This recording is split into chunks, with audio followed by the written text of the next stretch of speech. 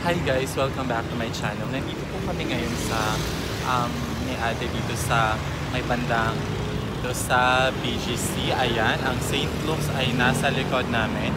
Alam nyo guys, ang dami kong memories dyan sa St. Luke's. Pero ang gagawin muna namin ngayon is magmamakdo kami.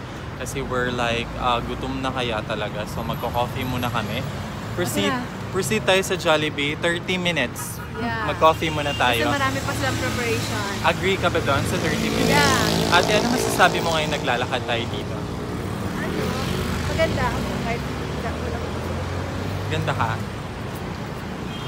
Maganda ka? Nakakit ka ba doon? Di, camera trick lang yan. Wala ka naman. Dali ba ako masakit? Bilis na. Camera trick lang yan. Wala ka naman. Ililibre kita pero ikaw magbayad. Saan?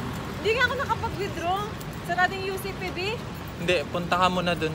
Wala na akong pera. Anong libre na naman? Wala akong libre sa'yo. Wala nga akong pera dito. Sa market ako mag-withdraw. Hindi, mag-withdraw ka ngayon. Wala. Wag na tayong tumuloy. Wag na. Ililibre na nga kita. Ibabawas mo na ako. Ano yung libre? Wala nga akong pera. Paano ko? Huwag na tayong tumuloy. Tara. Ano ba, Erica? 29 lang yung coffee. Ang dami mong alam. Ano nakikita mo sa likod? Saan? Ayan, ano yan? Ano yan? Ano masasabi mo dyan? Saan? Ayan. St. Luke's. Anong meron dyan? May mga pasyente. At saka, accredited ba tayo sa hospital na yan? Yes. Ano pa? Anong masasabi mo ate ngayon naglalakad tayo dito sa BGC? Parang ano yung napi-feel mo sa buong Wow, I buhay mo? feel so relaxed. The weather is good. I like the weather. I love walking.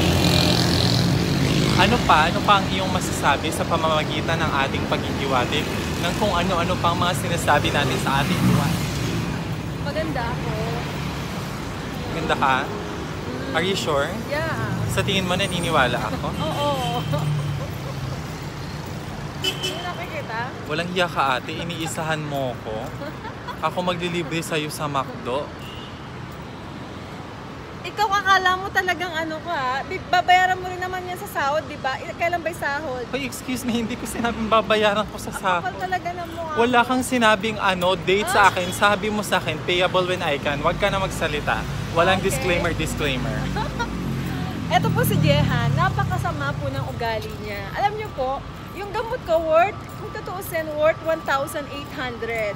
So binigay ko lang sa kanya ng 1,000.